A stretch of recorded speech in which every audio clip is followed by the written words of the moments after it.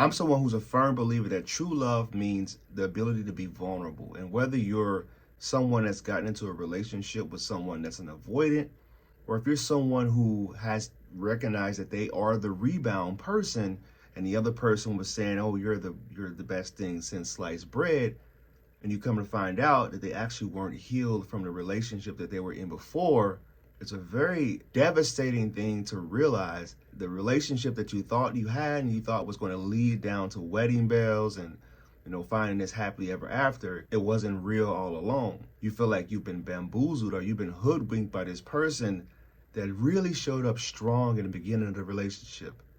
So in today's video, we're going to have a discussion about that. We're going to talk about when a person has fooled you to believing that they were someone else.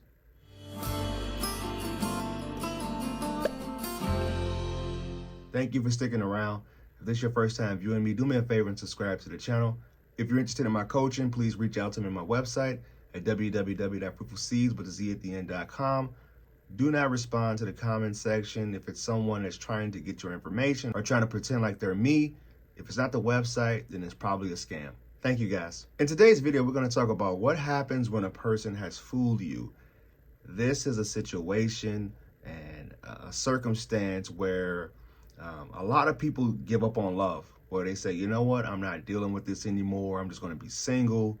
I'm just going to do my own thing. And this actually leads to way more avoidance or fearful avoidance because of a relationship that didn't pan out, or a person that pretended to be a healed and secure person, if not an anxious person, and was completely into you. And all of a sudden, they turn this 180 on you. It's almost like Jekyll and Hyde, where they just, one minute they're this person, the next minute they're someone else. And this sucks because this is when many people start to label those people narcissists these days, especially because this world is full of just instant gratification. And not a lot of people want to work towards the happily ever after or do the work to get rid of all the unpleasant feelings or the uncomfortable conversations that's going to have to happen in order for you to reach that happily ever after. So as always, I have a couple comments here that I want to read for you guys and I want to address.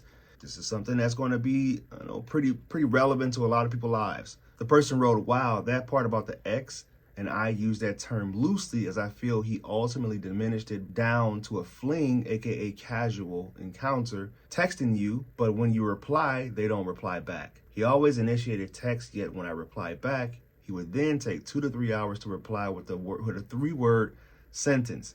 Don't be fooled by them reaching out and thinking it is because they miss you and or they wanted you back. They simply want validation and are bored at the moment. Now, I talked about this in, I want to say it was like 2 videos ago. I think it was making your ex miss you. So if you guys have been on the channel for a while, go back to the video I did about a couple weeks ago. It said how to make your ex miss you. And in that video, I talked about some of the texts that the people would send or your ex would send if they are starting to feel a certain type of way.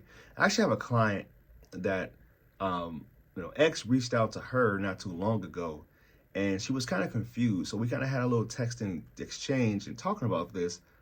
And eventually what happened was she realized that he was just bored and he didn't really want anything. And this is something that I see pretty often.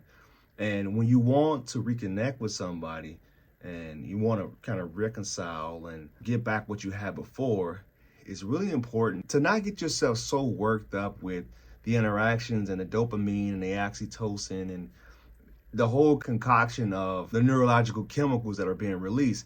You don't want to get too caught up in that. And I know that just having this interaction with this person is doing a lot for you, but you want to pause and kind of figure out their intentions.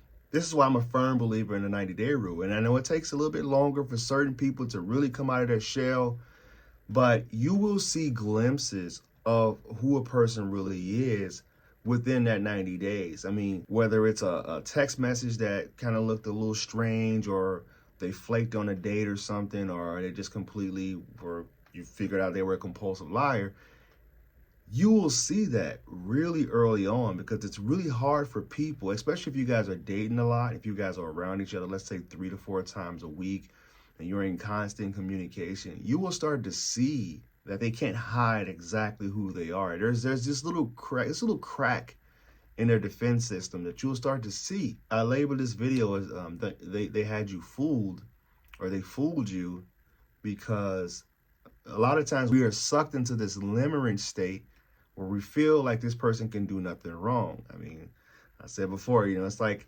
their snoring doesn't bother you and their farts don't stink. Or the ex-girlfriend or the ex-boyfriend who won't get the hint, and come to find out they end up getting back with that person.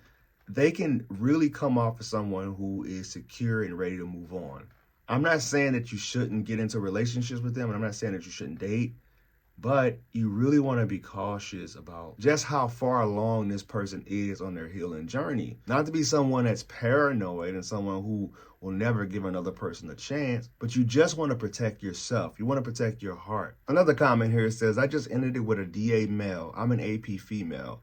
It was 100% what you described, except now he's chasing me with awesome communication, not the next woman. But I can't go back. This could be a cycle number 3 of that excruciating hot cold process. His communication skills go away as soon as he thinks he has me.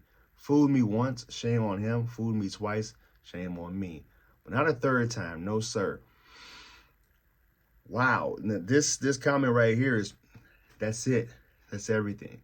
This is why you have to be careful about letting your guards down too quickly. You don't want to end up in a situation where you're on again and off again with a person that gives you just this little hit of release of happiness, if you can call it happiness, because it's really codependency is essentially what it is. You're dependent on a person's ability to make you feel validated, I would say, or alive or connected. Especially if you're with someone that love bombed you a lot. And what love bomb means for me is when a person says and does things that were completely unwarranted. Meaning, if you were someone who, is a mom and they just met you and you went on the first date and you were on a date and you were talking about your kid and they're saying, oh, you're such a good mom, or they're so lucky to have you at work. You seem like such a good XYZ, and it's not warranted. I would be very careful about those type of people because they don't actually have any type of context or any type of information about why they feel that way. They're basically just saying things to make you let your guard down. So you have to be careful about those type of people. It can be a very invigorating thing to have someone being that intense and being seen and being heard that much. So if you found this video of any value, please like, comment, and share, and reach out to me on my other social media accounts, Twitter, Instagram, and Facebook. It's I am Coach Court. And always remember, when you go be loved, you'll never have to find it. Namaste.